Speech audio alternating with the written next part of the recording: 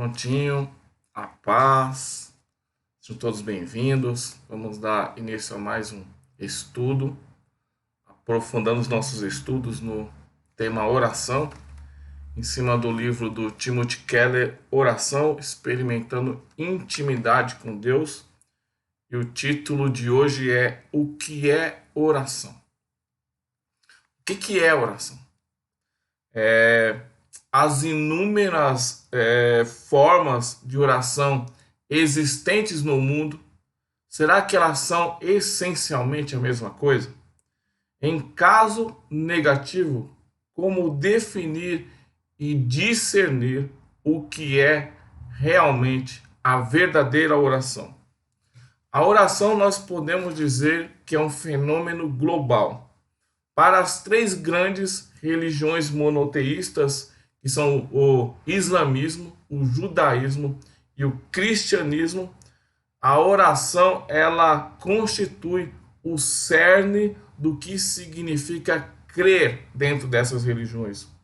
Os muçulmanos, eles são chamados a orar 5 vezes ao dia.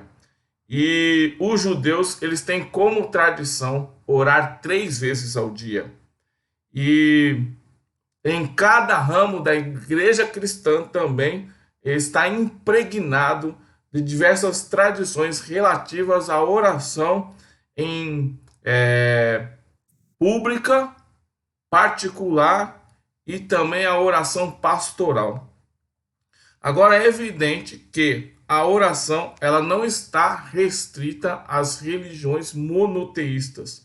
Os budistas eles usam rodas de oração que lançam pedidos de compaixão à atmosfera, assim de entrelaçar o espiritual e o natural, a fim de aliviar o sofrimento e liberar a bondade.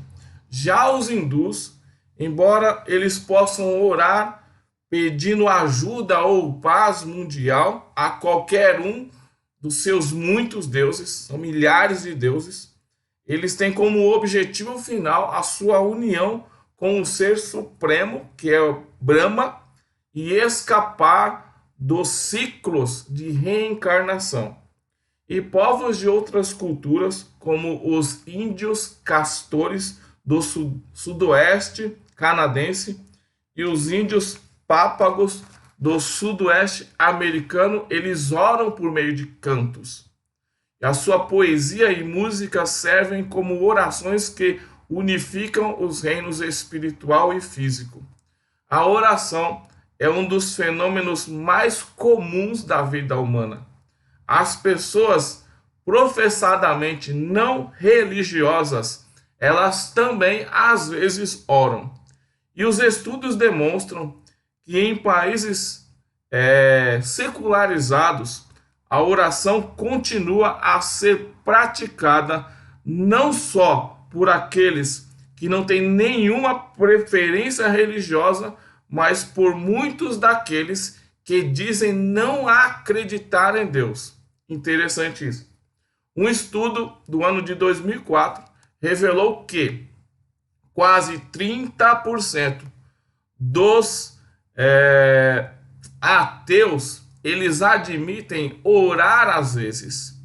E outro verificou que 17% das pessoas que afirmam não crer em Deus, eles oram com regularidade. A frequência da oração ela aumenta com a idade. Mesmo entre aqueles que não voltam mais para a igreja e nem se identificam com nenhum tipo de fé institucional. O estudioso italiano Giuseppe Jordan, ele resumiu o seguinte: em quase todos os estudos da sociologia do comportamento religioso, é bastante visível que um percentual muito alto de pessoas declara orar todos os dias. E muitas dizem que fazem isso diversas vezes ao dia. Isso significa que todo mundo ora? Não. Muitos ateus certamente se sentem ofendidos com o ditado: não existem ateus nas trincheiras. E tem muita gente que diz que não ora, mesmo em tempos de extremo perigo.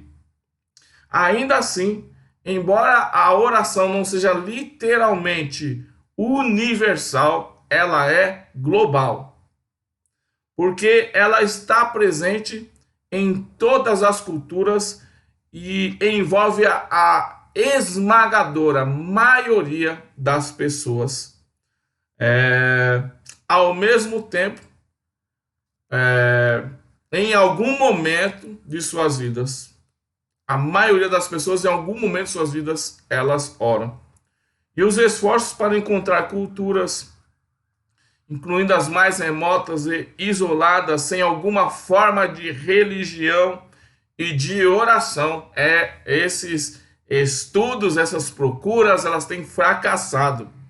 Sempre houve entre os seres humanos alguma espécie de tentativa de comunicação entre o humano e o divino em todas as culturas e etnias do planeta Terra.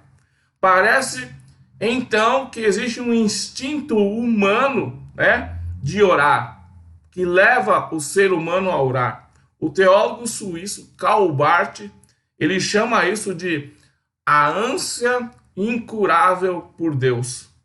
E dizer que a oração é uma prática quase universal não significa, todavia, afirmar que toda oração seja igual. Há uma vertiginosa variedade dela aos olhos de um observador.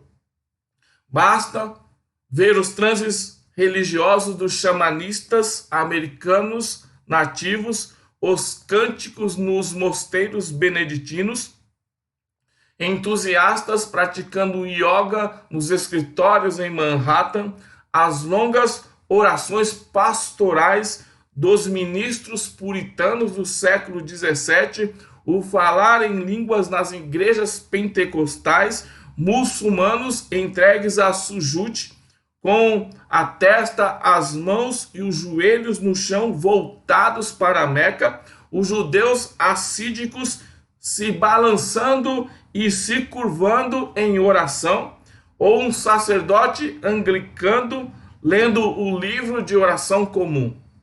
O que nos leva à pergunta: em que sentido esses tipos de orações eles são semelhantes e em que sentidos eles são diferentes? Então vamos lá. Tipos de oração. Entre os primeiros teóricos modernos da oração se encontram Edward B. Taylor, James Frazer, autor de O Ramo de Ouro, e Sigmund Freud. Todos eles usaram um modelo darwiniano que via a oração como modo dos seres humanos se adaptarem ao ambiente para controlar as forças da natureza. De acordo com essa teoria, a oração ela começou quando a mente coletiva humana era semelhante à mentalidade da criança e do neurótico, sendo seu principal traço o pensamento mágico infantil. Com o passar do tempo, a oração evoluiu para formas mais refinadas e meditativas. A oração não procurava tanto a comunicação com Deus pessoal, mas sim um olhar para dentro e buscar mudança de consciência e de paz interior. De acordo com essa visão, os exercícios contemplativos dos filósofos gregos eram um progresso que superava as súplicas a Deus para trazer chuva sobre a colheita.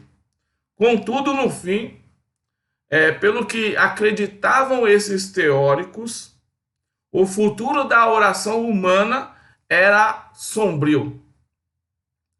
Como ela nascera em meio a esforços pré-científicos de usar a religião e a magia para controlar o mundo, com o surgimento da ciência, a oração, ela não mais contribui para nós nos adaptarmos ao ambiente.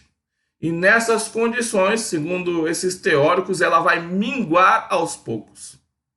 Um outro pensador importante a ser considerado é o psicólogo Carl Jung, do início do século XX, cujo entendimento da experiência religiosa também compreendia a oração como um voltar-se para dentro, do que estender a mão para fora.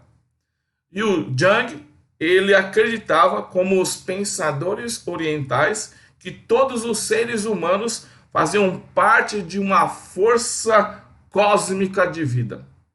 Desfrutamos de saúde e completude quando nos damos conta de nossa união com toda a realidade e o mundo que está interconectado. Tudo está conectado. E o Jung salientou as semelhanças entre o processo e a experiência zen budista do Satori. Os seguidores do Jung, eles desencorajavam a ideia de que eles deveriam buscar contato com um Deus pessoal, fora de nós mesmos. Segundo a visão deles, era melhor dedicar-se à transformação da consciência, à compreensão pura e ao senso de união com toda a realidade que a contemplação espiritual traz. Um outro assunto aqui, oração mística versus oração profética. Vale notar que, tanto na avaliação freudiana quanto na junguiana de religião, a contemplação ela é vista como um tipo de oração mais elevado e sofisticado do que a súplica a um ser divino pessoal. Uma avaliação muito diferente, contudo, foi proposta pelo estudioso alemão Friedrich Hayler. O Hayler, ele menciona a oração mística, cujo foco é voltado para o interior, e a oração profética, cujo foco é voltado para o exterior. E diferente dos teóricos anteriores, o Hayler considerava o segundo tipo superior, voltado para o exterior. E embora ele acreditasse que a oração mística mais pura se concentrava nas religiões orientais, o Hayler também ele criticou algumas formas cristãs de oração mística. O misticismo, de acordo com Hayler, ele minimiza a diferença entre Deus e quem ora, com o objetivo de que a personalidade humana seja dissolvida, desapareça e seja absorvida na unidade infinita da divindade. Ou, explicando melhor isso, o mundo é anulado, nós somos anulados, para que a divindade, o Deus, ele seja prevaleça sobre todas as coisas. Então, aqui é a anulação do ser diante de Deus aqui. Então, a religião mística, portanto, considera a contemplação silenciosa, serena e sem palavras como a forma mais elevada de oração. E quando nós atingimos isso, nós não mais conversamos com Deus. Nós somos parte de Deus. Nós somos Deus. E o Hayler constatava isso com o clamor e os gemidos apaixonados, a queixa e a súplica da oração verbal e combativa da religião profética. E com esse termo, ele aludia ao tipo de oração que nós encontramos na Bíblia, nos escritos dos profetas da Bíblia, dos salmistas e mais tarde dos apóstolos e também do próprio Jesus. E na visão do Hayler, os dois tipos de oração, eles diferem principalmente em sua noção de quem é Deus. A oração mística, segundo ele acreditava, enfatizava Deus como mais imanente do que transcendente. Quer dizer, Deus se manifestava mais de dentro para fora do que de fora para dentro. Ele está dentro de nós e de todas as coisas. Portanto, o principal modo de conexão com Deus é voltar-se para o interior e sentir a conexão com o divino. E o teólogo ortodoxo de nome Anthony Bloom, por exemplo, em seu famoso livro Beginning to Pray, Começando a Orar, diz: os evangelhos nos ensinam que o reino de Deus, ele está dentro de nós antes de mais nada. Se não podemos encontrar Deus no nosso interior, no fundo de nós mesmos, a possibilidade de encontrar esse Deus fora de nós é algo muito remoto. Portanto, é para dentro que nós devemos nos voltar. Então, a oração profética, por outro lado, ela enfatiza que Deus ele está fora de nós. Ele não está dentro de nós. Ele está transcendente. Ele está acima de nós.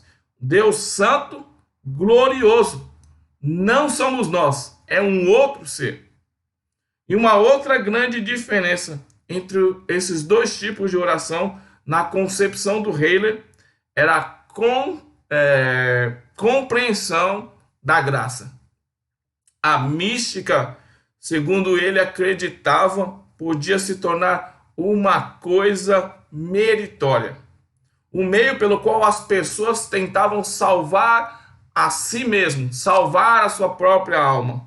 A oração mística costuma requerer um longo processo de purgação, de purificação, uma exaustiva escalada passo a passo até o ápice da visão e da união com Deus, através do qual o adorador alcança um estado de amor puro e se torna preparado para a presença de Deus e digno dela.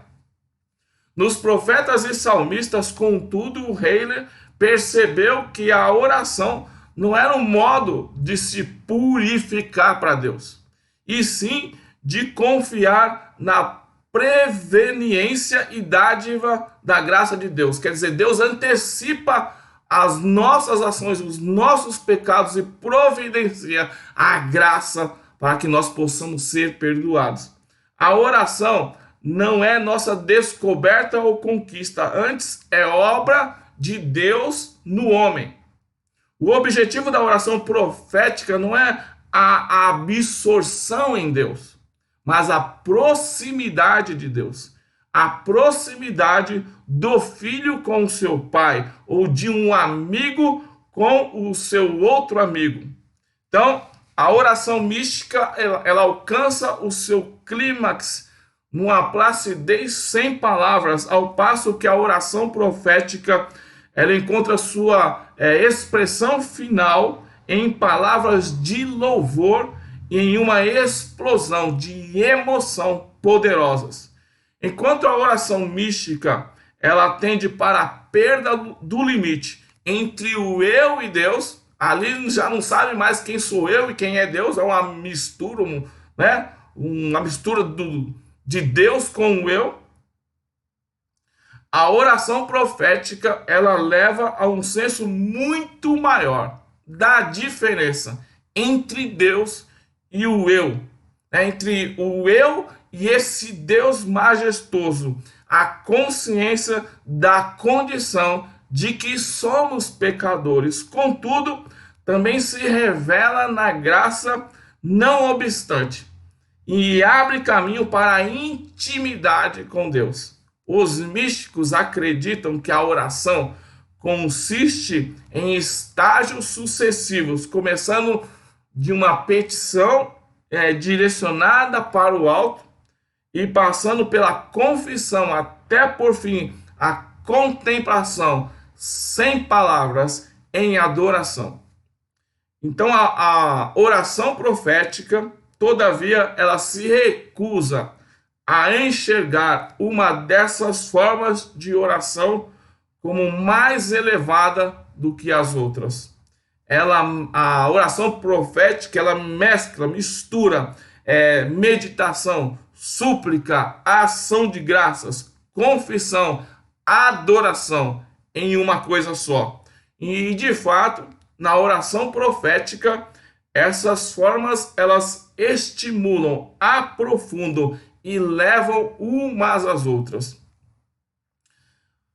É um outro tema aqui, o profético místico. Qual a visão, então, de oração está correta?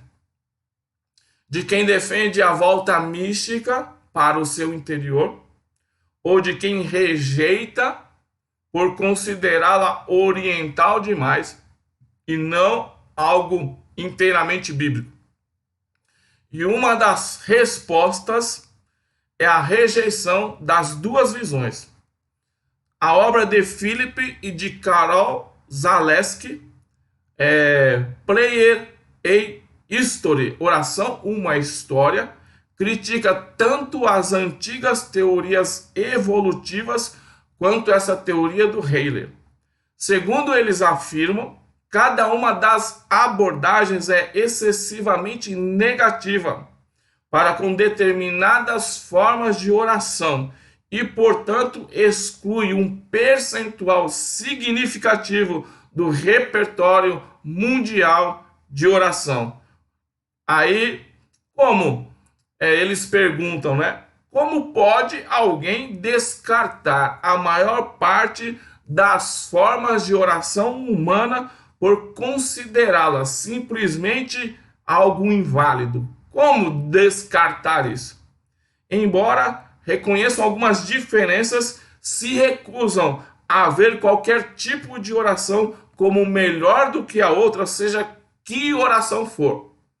Então, segundo essa visão, não se deve descartar nenhum tipo de oração, porque por mais que elas possam ser diferentes, elas em alguma coisa elas devem, né, ali não podem ser desprezadas. Nenhum tipo de oração pode ser desprezada.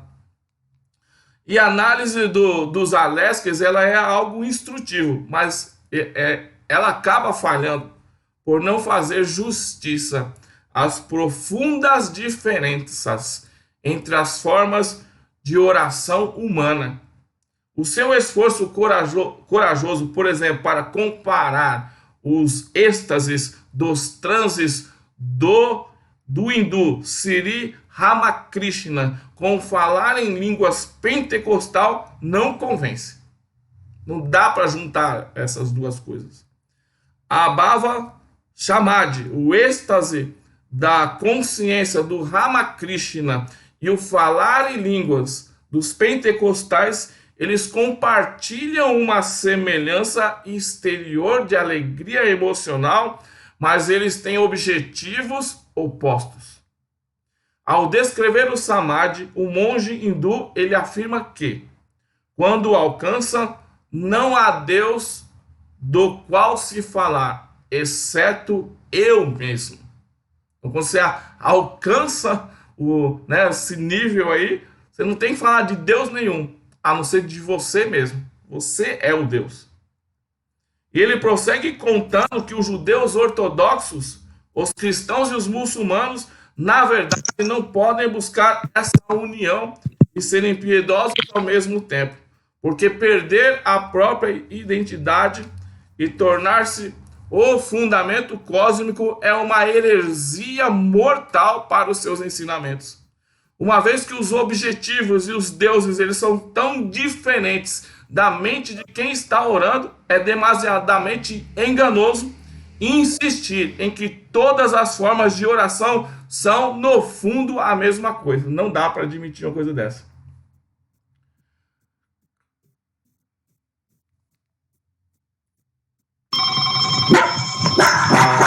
Alguém está com o áudio aberto, a Josineide, por favor, fecha o áudio. Obrigado. Obrigado, Ju. Então, a gente crê que o Heiler, ele é muito mais sábio então do que os Zaleskis em suas distinções e correto em seu instinto básico. Ele acreditava ser melhor a oração que presumia a personalidade de Deus do que a oração que perdia o senso de comunicação de um encontro místico e sem palavras. Ainda assim, algumas das distinções que ele faz são exageradas. O Heiler, ele compara a calma e a serenidade buscadas pela oração mística contemplativa com os clamores e o embate da oração profética. No entanto, alguns dos salmos, eles falam sim em contemplação serena da beleza de Deus. Você pode conferir Salmo 27, verso 4. Ou em sua glória e amor. Salmo 63, verso de 1 a 3. Em Salmo de número 131, verso 2, Davi, ele descreve um profundo contentamento espiritual em Deus. Ele descreve assim: tenho me acalmado e aquietado, sou como uma criança desmamada com a mãe, como uma criança desmamada sou feliz. Mas alguém como Jonathan Edwards, em matéria de oração, muito mais propenso à tradição profética protestante do que a oração mística católica, pode ainda assim falar em ser esvaziado e aniquilado em oração. Em sua narrativa pessoal, que é uma espécie de diário de experiências espirituais, o Edwards escreveu o seguinte. Ele escreveu assim: certa vez, no ano de 1737, em divina contemplação e oração, eu tive uma visão extraordinária do Filho de Deus, como mediador entre Deus e o homem, e de seu amor e graça maravilhosos, excepcionais, plenos, puros e doces, e de sua mansa e gentil condescendência. A pessoa de Cristo aparecia em inefável grandeza, com excelência suficiente para absorver todo o pensamento e conceito, algo que prosseguiu por quase 1 hora, tanto quanto sou capaz de calcular. E isso me manteve a maior parte do tempo em uma torrente de lágrimas, chorando alto. Eu senti na alma um ardor por ser, que eu, esvaziado, aniquilado, não soube expressar de uma outra forma. Deitar no chão e ser cheio somente de Cristo, amá-lo com um amor santo e puro, confiar nele, viver nele, servi-lo e segui-lo, e ser perfeitamente santificado e purificado com uma pureza divina e celestial. Então, qualquer pessoa dotada de um mínimo de familiaridade com a teologia de Jonathan Edwards sabe que ele não está falando em se fundir com a divindade, nem em uma dissolução panteística dos limites entre o eu e o universo. E o Heiler, então, ele acerta ao salientar que os místicos, com frequência, buscam um tipo de autossalvação pela meditação, o que está distante, tão distante quanto se possa imaginar, do entendimento que o Edwards tem da redenção pela fé e pela graça somente. Entretanto, sua experiência de comunhão com Deus soa semelhante a muitas das experiências de amor e deleite profundos dos relatos dos escritores místicos. Então, por quê? Porque então o Edwards, ele pode falar em oração a um Deus pessoal e transcendente, com essas conotações místicas. Como é que ele consegue isso? Porque ao mesmo tempo que o Deus bíblico não é o mesmo que eu, tampouco ele está longe de mim, de forma completa e inacessíveis. Os crentes, os cristãos, eles têm Cristo em vós, que é a esperança da glória. Colossenses capítulo 1, versículo 27. Por meio do Espírito Santo. Deus também nos deu sua palavra, as Escrituras, e por Deus, por ele ser divino, a Bíblia não se reduz a um repertório de informação, mas é um poder espiritual dinâmico. E o Eduardo escreveu sobre isso. Experimentei nesse dia, em outras ocasiões, o maior dos deleites nas Escrituras Sagradas, dentre todos os livros. Com frequência, ao lê-la, cada palavra parecia tocar meu coração. Sentia a harmonia entre algo no meu coração e essas palavras doces e poderosas. Parecia-me haver tanta luz lançada por meio de cada frase e ela me passava um alimento tão revigorante que não conseguia continuar lendo. Muitas vezes me demorava longamente em uma frase para enxergar as maravilhas nela contidas. No entanto, quase todas elas me pareciam repletas de maravilhas. Aleluia. E isso é algo profundamente místico e ricamente profético.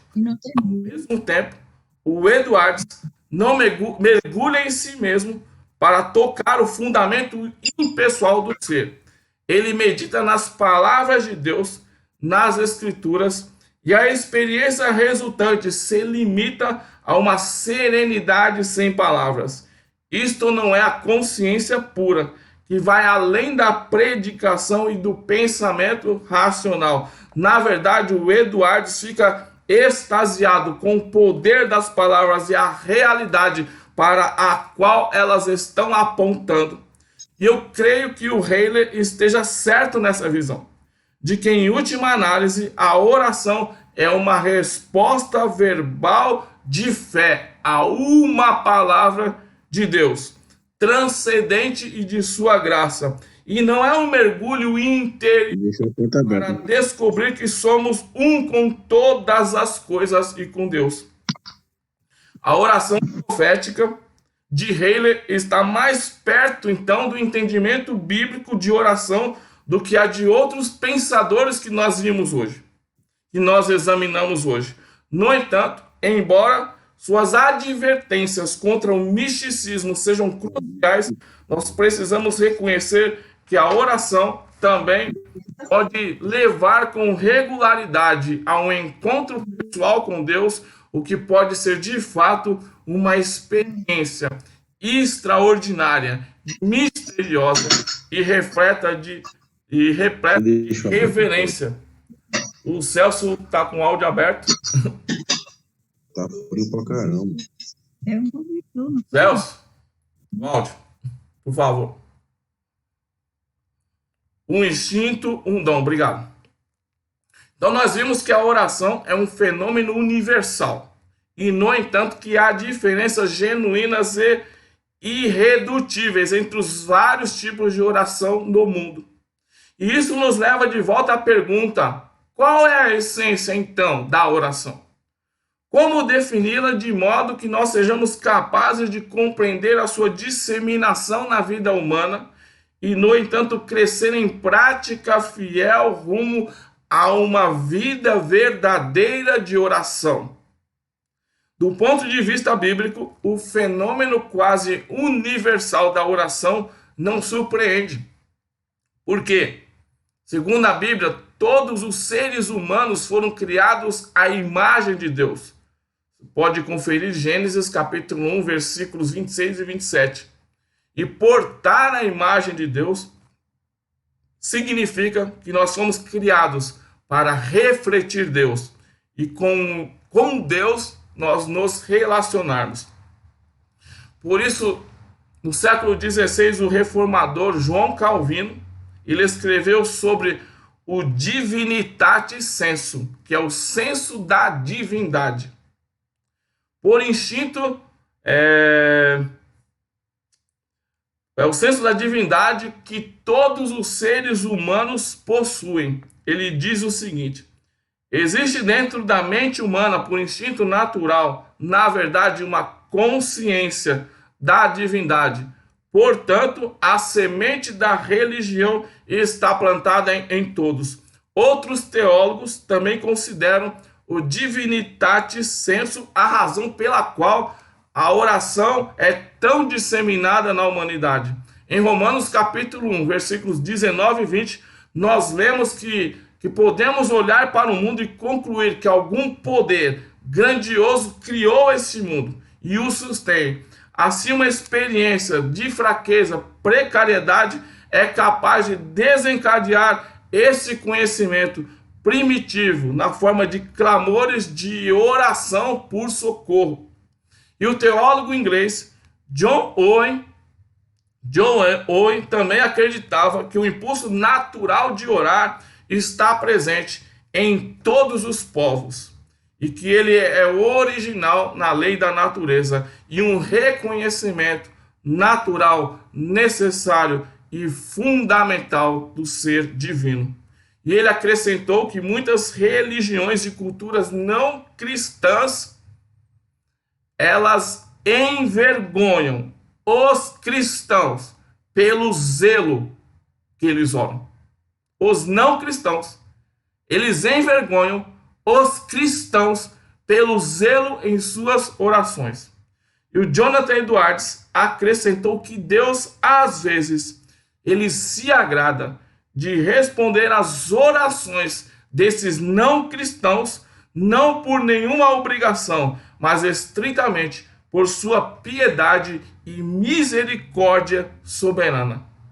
Citando os exemplos bíblicos, Deus, ele ouviu os clamores dos ninivitas, um povo cruel, que Jonas não queria nem pregar para eles. Pode ver lá em Jonas capítulo 3, e até do maldoso rei Acabe, 1 Reis capítulo 21, versículos 27 e 28.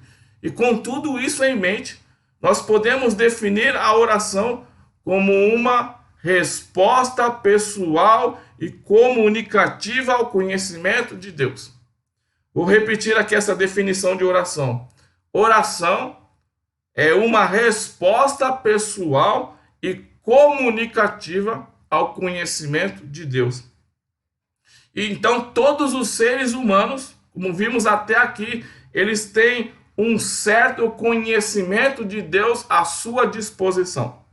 E em algum grau, eles têm um senso indelével de que eles precisam de algo, que eles precisam de alguém que esteja em um plano superior e que seja infinitamente maior do que eles.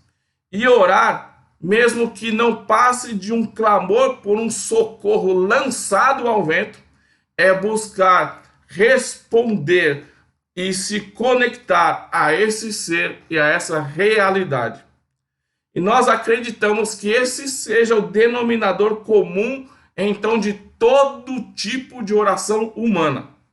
Mas como nossa definição entende a oração como uma resposta ao conhecimento de Deus, isso significa que a oração, ela sofre profunda alteração de acordo com o volume e a precisão desse conhecimento que nós temos de Deus. E embora todos possam ter um sensus divinitatis, Calvino observou que todos nós remodelamos esse senso de divindade de modo a que se adapte aos nossos próprios interesses e desejos, a menos que a nossa visão de Deus seja corrigida e esclarecida pelo Espírito Santo e pelas Escrituras, pela Bíblia Sagrada. Quem está com o áudio aberto é o Vitor. Vitor. Quer dizer, a oração, ela é uma resposta ao conhecimento de Deus.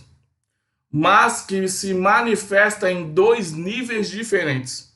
Em um deles, é um instinto natural humano de pedir ajuda com base num senso muito geral e desfocado de quem é Deus. É um esforço da pessoa para se comunicar, mas não pode ser uma conversa genuína, porque o seu conhecimento de Deus é muito vago. Em outro nível, a oração pode ser um dom espiritual. Os cristãos acreditam que pela Bíblia, pelas Escrituras, pelo poder do Espírito Santo, nossa compreensão de Deus ela pode se tornar clara. No momento em que nós nascemos de novo por meio do Espírito Santo e pela fé em Jesus Cristo. João capítulo 1, versículo 12 e 13 e capítulo 3, versículo 5. O Espírito, ele nos mostra que nós não somos meros súditos de Deus, mas também que nós somos filhos de Deus e podemos conversar com Ele, nos relacionar com Ele, sendo Ele o nosso Pai. Gálatas capítulo 4, versículos 5 e 6. Então, o conhecimento de Deus na oração instintiva vem da intuição e, em geral, por meio da natureza. Romanos capítulo 1, versículo 20. O que nós sabemos sobre Deus vem com uma especificidade verbal por meio da Bíblia, das Escrituras e de suas mensagens ou de sua mensagem principal, do Evangelho.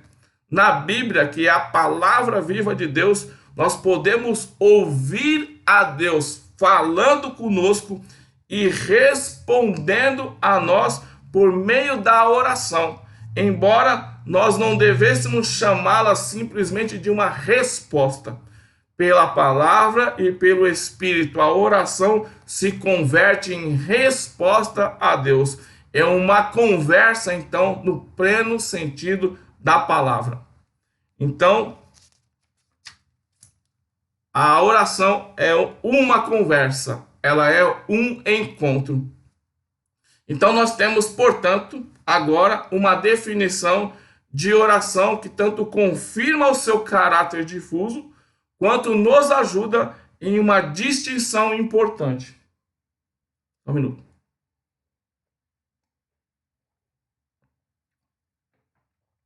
Então, toda a oração, ela consiste em quê? Em responder a Deus.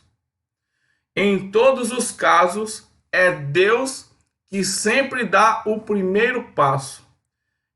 O ouvir, então, precede sempre o pedir. Então, nós ouvimos a Deus, e esse ouvir a Deus nos leva a nos relacionar com Deus, nos leva a orar, nos leva a ter intimidade com Deus. É Deus que se revela a nós.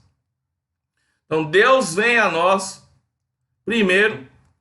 Se Deus não viesse a nós primeiro, jamais nós poderíamos estender a mão em sua direção, jamais nós poderíamos nos encontrar com Ele. No entanto, nem todas as orações são semelhantes ou igualmente eficazes nessa questão de se relacionar com Deus. Quanto mais claro é o nosso entendimento de quem é Deus, melhores serão as nossas orações. A oração instintiva, ela é como um sinalizador de emergência, reagindo a um senso genérico da realidade de Deus. A oração como um dom espiritual é uma conversa genuína, pessoal, em resposta à revelação específica e verbal de Deus. Contudo, a oração ela pode ser ainda muito mais do que isso. Muitas das nossas conversas, ou talvez a maior parte das nossas conversas com Deus, elas são nas formas muito superficiais. São, de uma certa forma, muito superficiais. As pessoas elas conseguem trocar informações sem se revelarem muito. Elas conversam, mas elas não se revelam, não se aprofundam na conversa. Algumas conversas, no entanto, elas podem ir mais a fundo, e quando isso acontece, nós sentimos que ambas as partes envolvidas estão revelando não só informação, mas o seu próprio ser. E a conversa, então, se torna um encontro pessoal, uma conexão verdadeira. Um romance com o título The Riddles Strange, de C.S. Lewis, ele narra a conversão de uma das personagens, o nome dela é Jane Studdock. E após uma conversa crucial, ela achava que a religião era como uma nuvem de incenso se desprendendo de almas especialmente dotadas rumo ao céu receptivo, que por sua vez responderia por meio de várias recompensas e bênçãos. Só que de repente se formou uma imagem muito diferente dessa na mente dela.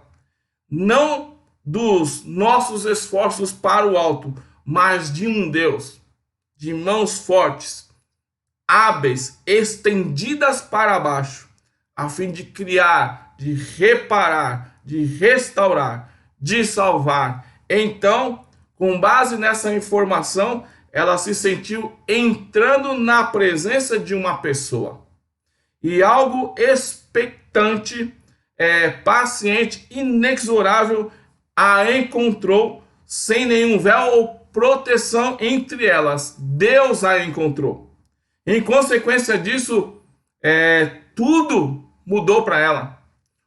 Ela olhava para as coisas, os rumos, o musgo no caminho, a pequena borda de tijolos, eles não se alteraram de forma visível, mas para ela estavam mudados. Uma fronteira tinha sido cruzada e quase de imediato começou a surgir vozes na mente dela. E a primeira dessas vozes foi um ataque contra isso que ela estava experimentando. E dizia essa voz: cuidado, para trás, mantenha a cabeça no lugar, não se comprometa com isso, dizia essas vozes. E a segunda, uma voz mais sutil, insistiu que ela convertesse o sentimento em uma experiência enriquecedora que a ajudaria a desfrutar melhor da sua vida atual.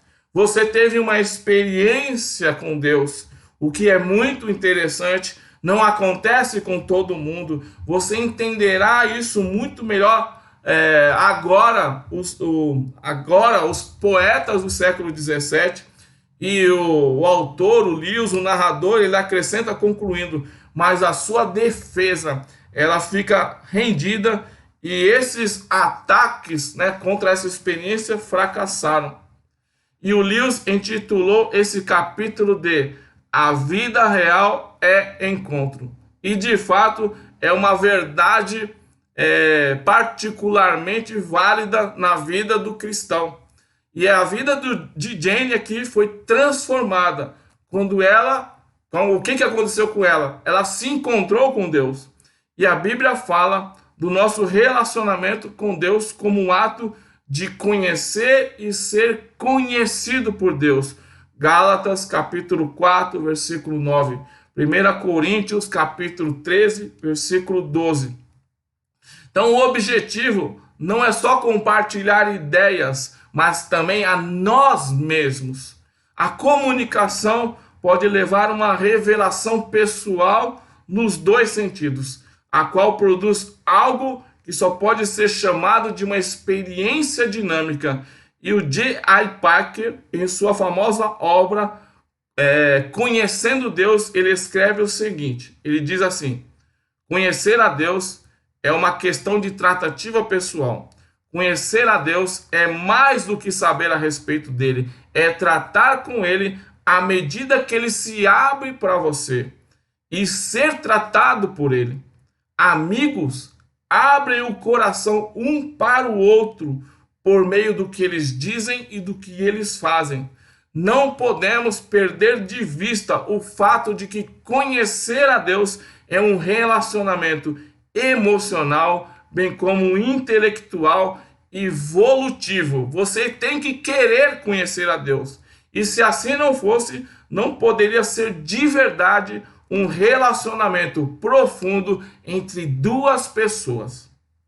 E sendo assim, o que é a oração? No sentido mais pleno da palavra, estamos terminando aqui. Orar é dar continuidade a uma conversa que Deus iniciou por meio da sua palavra, de sua graça, e que com o tempo vai se transformando num completo encontro com Ele. O último item aqui é ouvir e responder.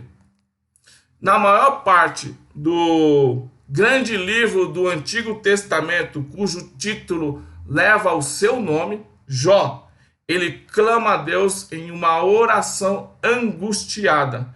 E apesar de todas as suas queixas, nós vemos que ele jamais se afasta de Deus, ou nega a existência de Deus, ou nega Deus. Em vez disso, ele processa sua dor, seu sofrimento, por meio do quê? Por meio da oração. E, todavia, Jó, ele consegue aceitar a vida que Deus o está chamando a viver. Quer dizer, ele não consegue aceitar essa vida que Deus o está chamando para viver, de tanto sofrimento. Então, o que acontece? Em meio às suas queixas, o céu se enche de nuvens e Deus o chama e fala com ele de um redemoinho. Jó capítulo 38, versículo 1.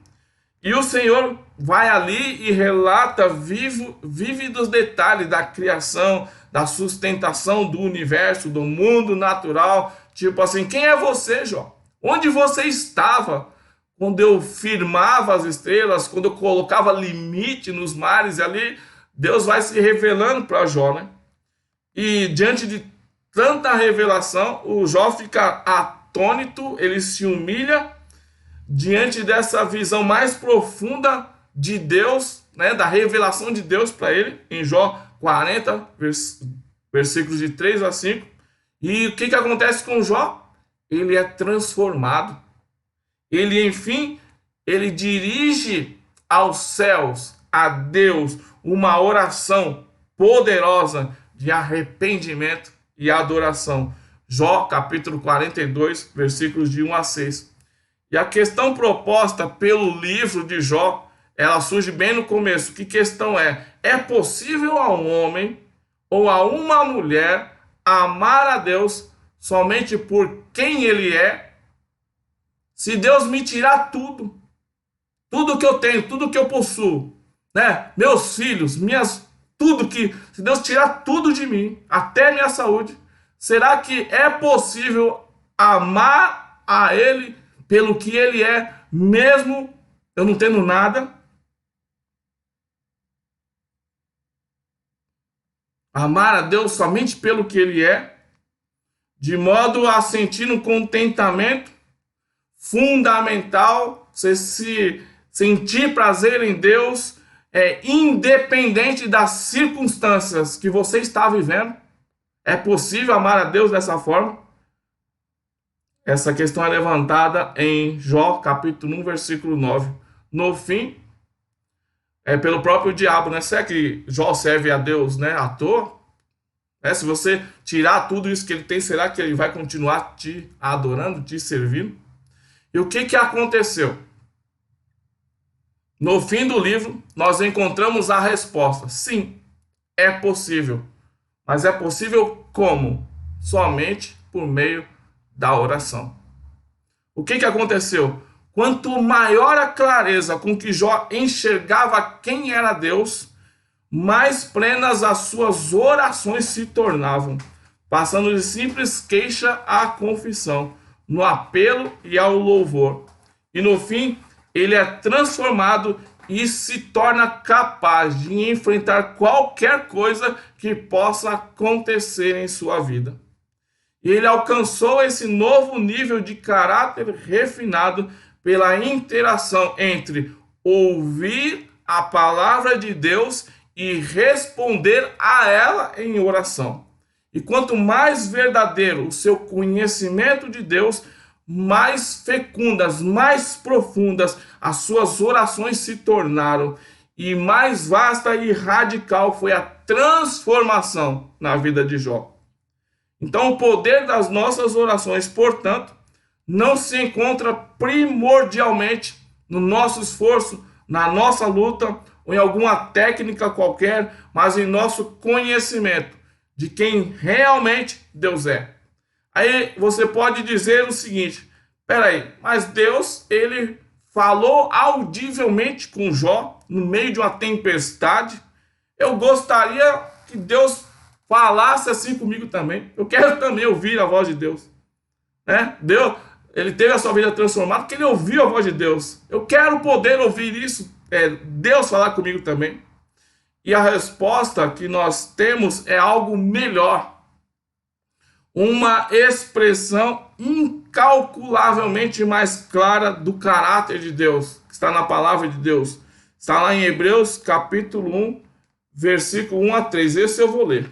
Hebreus capítulo 1, versículo 1 a 3, que diz assim: havendo Deus antigamente falado muitas vezes e de muitas maneiras aos pais pelos profetas, a nós nos falou nesses últimos dias pelo Filho, a quem constituiu herdeiro de tudo, por quem fez também o mundo, o qual, sendo resplendor da sua glória e a expressa imagem da sua pessoa, e sustentando todas as coisas pela palavra do seu poder, havendo feito por si mesmo a purificação dos nossos pecados, assentou-se à destra, à direita da majestade nas alturas. Amém. Jesus, ele é a palavra de Deus. Ele é o verbo encarnado. João, capítulo 1, dos versículos de 1 a 14. Porque não há comunicação da parte de Deus mais abrangente, pessoal e bela do que ele é, do que Jesus é. Não podemos, por exemplo, olhar diretamente para o céu. Porque se a gente olhar direto para o céu, a gente pode ficar cego. O resplendor, o calor do sol pode nos cegar. Nós precisamos de um filtro para poder olhar para o céu. Quando nós olhamos para Deus através de Jesus Cristo, como Jesus é mostrado na Bíblia, nas Escrituras, nós contemplamos também a glória de Deus através do filtro de uma natureza humana. Jesus tomou a nossa natureza humana. E essa é uma das muitas razões, como nós poderemos ver nos estudos mais à frente, pelo qual os cristãos, eles oram no nome de Jesus. Nós não oramos no nosso nome, nós oramos no nome daquele que tem todo o poder, que conquistou esse direito para ser o mediador entre Deus e os homens. Então nós podemos nos achegar diretamente a Deus o Pai através do nome de Jesus. Por intermédio de Cristo, então, a oração se transforma no que o reformador escocês John Knox chamou de uma conversa sincera e próxima com Deus, e do que João Calvino chamou de uma conversa íntima dos crentes com Deus, ou em outra parte, comunhão dos homens com Deus, uma interação comunicativa de mão dupla, conforme Efésios 2,18, pois por meio dele, por meio de Cristo, temos acesso ao Pai pelo mesmo Espírito. E esta é a verdadeira oração, através de Jesus, por meio de Jesus. E assim nós terminamos esse tema, que é sobre o que é oração.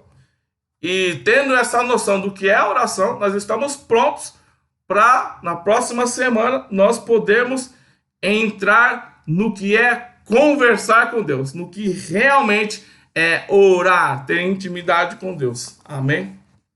Quero orar em cima desse estudo aqui, em nome de Jesus. Que Deus nos dê esclarecimento, que nós possamos ter uma vida real de oração, de intimidade com Deus. Pai, em nome de Jesus, quero te agradecer, Senhor, por poder compartilhar esse estudo, essa profundidade do que é oração, Senhor. Oração, na verdade, pelo que nós entendemos aqui, é uma resposta ao Senhor. O Senhor primeiro se revelou a nós e nós respondemos ao Senhor em oração. O Senhor foi quem deu o primeiro passo em direção a nós. Então o Senhor se revela a nós e nós respondemos em oração, em adoração, em intimidade com o Senhor. E nós, na medida que vamos te conhecendo através da sua palavra, as nossas orações, elas se tornam mais eficazes, mais profundas. Nós podemos nos relacionar melhor com o Senhor, porque nós te conhecemos melhor através da revelação de quem o Senhor é, através da sua palavra, do seu Espírito Santo que habita em nós, que abre os nossos olhos, que limpa os nossos olhos, para que nós possamos te enxergar melhor, te ver melhor e te conhecer, não somente de ouvir falar, mas de andar contigo, de nos relacionar contigo, de conhecer ao Senhor verdadeiramente, como é revelado nas Escrituras, na tua palavra, e assim as nossas orações fluem com mais liberdade, com mais autoridade e poder, porque nós nos relacionamos verdadeiramente, porque nós te conhecemos cada vez melhor. Oh Senhor, que cada um dos meus queridos, das minhas queridas irmãs aqui, Senhor, possa ter as suas orações transformadas, sendo mais eficazes, mais poderosas, por esse fato de te conhecer melhor, de ter mais intimidade contigo e assim ter mais ousadia, mais autoridade em suas orações, e que não sejam somente petições, mas que nós possamos orar não porque precisamos, mas porque nos agrada estar em tua presença, porque nos é prazeroso desfrutar da tua presença, ainda que esteja tudo maravilhoso, ainda que não precisemos de nada, mas nós queremos orar, nós queremos estar em sua presença, nós queremos desfrutar da tua presença, nós queremos estar aos teus pés, te amando, né, nos entregando ao Senhor, sendo conhecido do Senhor, e o Senhor se revelando a nós, Senhor. Essa é a minha oração. Eu oro e te agradeço, Pai, em nome de Jesus. Amém. Glória a Deus. Deixa eu só fechar a gravação aqui.